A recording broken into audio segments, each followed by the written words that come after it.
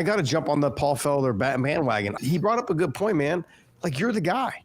Yeah, you're the guy that doesn't matter who we put you in against. You're the one that the UFC is banking on.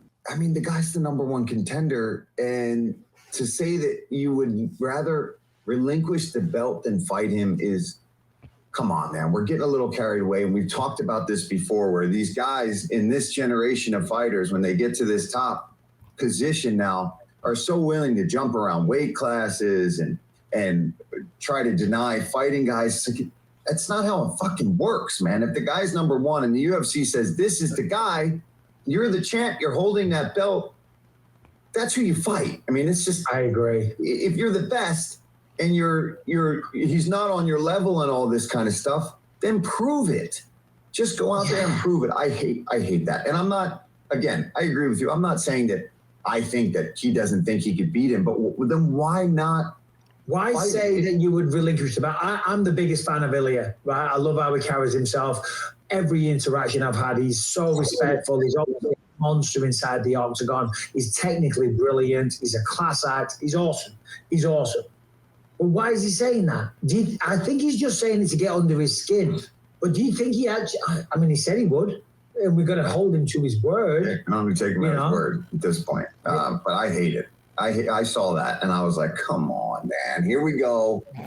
Here we go again. Now you got a champion who's just looking for the biggest thing. And it's like, look, the UFC is not going to try to put you in a position that's not going to be a big thing. And I think you're getting into a position, Ilya, where you are the thing. They don't need the other guy to necessarily be the thing. You're the guy that people want to see. So you could be fighting some kid they pull off the damn street and people would tune in to watch it.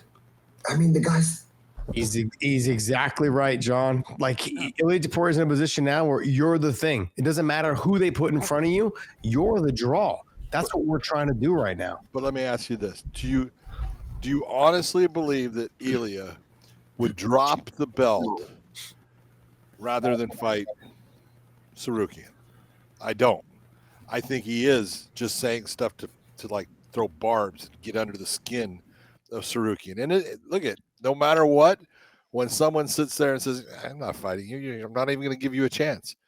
You know, you can sit there and say that all you want, but you really don't have the ability to decide who you're going to fight. The promotion's going to decide who you're going to fight, or you're going to go away. Okay. So, you know, I look at it as, hey, right now he's playing mind games. He's having fun. Let me poke the bear. And it obviously is having some effect because you see Tsarukyan responding and stuff. But, you know, Tsarukyan is taking it well. He's sitting there saying, go ahead. You know, I'm the champ anyways. You know, it's all good. Yeah, I mean, there's going to be a delay, I think, for the meantime, as the dust settles at the lightweight division. They want to see kind of the guys that are fighting below, who's going to fight below, and then also, too, what's going to happen with Islam and JDM. The UFC is, I think it really is looking at that Ilya Topuria and Islam fight if he beats JDM. It'd be foolish for them not to. And they would probably want to do it right, probably one of the first fights going into their new deal, their new TV deal. Sure. That's probably what they're looking for is like, hey, how can we match this to be a super fight? So do they take the chance? Do they take that chance and giving him Arman Tsarukyan between now and the time that Islam fights? I think that's kind of where we're at right now. The UFC is going, hey, we waited this long for Conor and Chandler. We waited this long for John Jones and Tom Aspinall. Do we wait on this and just say like, hey, let's drag this out until we get to the TV deal? Because if JDM wins, and let's just leave Ilya Topuria on the side and be like, you guys may have to fight each other. I don't know. Maybe Gaethje and Arman need to fight. I don't know what I don't know. I'm spitballing off the top of my head, guys. If you guys listen to this, don't think I'm over here saying like they should. No, I'm just spitballing off the top of my head. This is Gaethje's whole point, though. Whether it be fighting Paddy Pimblett, fighting Arman Tsarukyan, he's like, no, I'm not into fighting anybody else. I want to fight for the title, and I don't blame him. But there are options out there, and you're right. When you're the UFC, you're sitting there saying you're trying to look into the future and say which is going to be our big fights.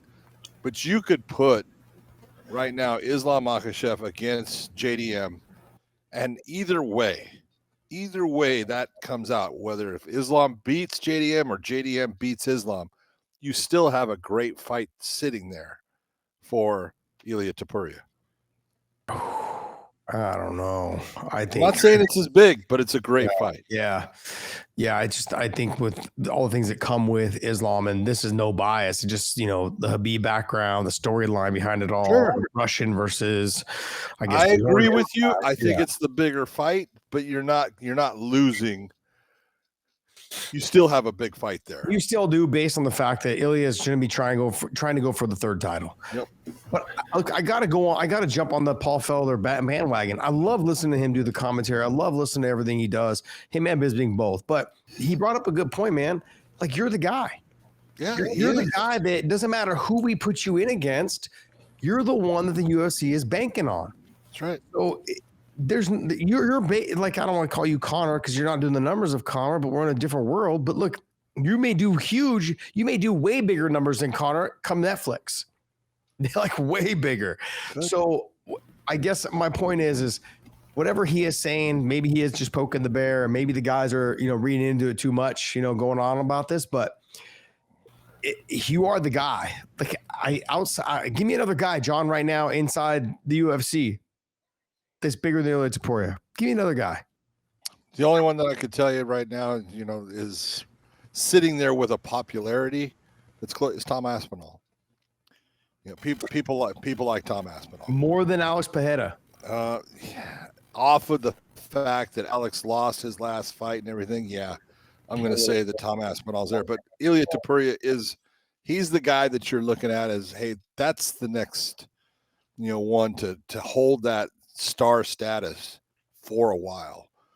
Even if he ended up losing, it's just the way that he conducts himself, the way that he, gets prepared for a fight, the way he brings family and does things. There's a whole lot that you can do with him, and that's what they're looking at, and that's what that's why they want to keep it that way.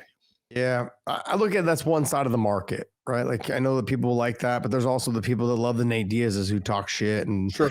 Are bad boys outside the cage and then bad boys inside the cage. So there's a whole other market for that as well. Yeah. So I agree. I love Tom Aspinall. I've been high on him for the longest period of time, man. I think he's a fantastic spokesperson for the sport. The problem for them with Tom Aspinall, in my opinion, is they just don't have that fucking nemesis to go across from him since John Jones has left.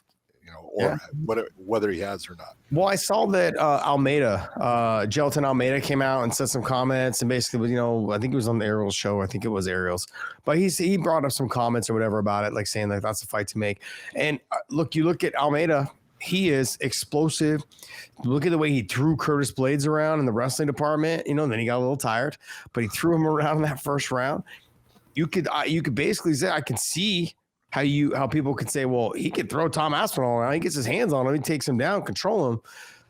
I mean, yeah, he could possibly, but that is definitely one of the top fights for him. I could see him being Tom Aspinall's nemesis. I could see that happening.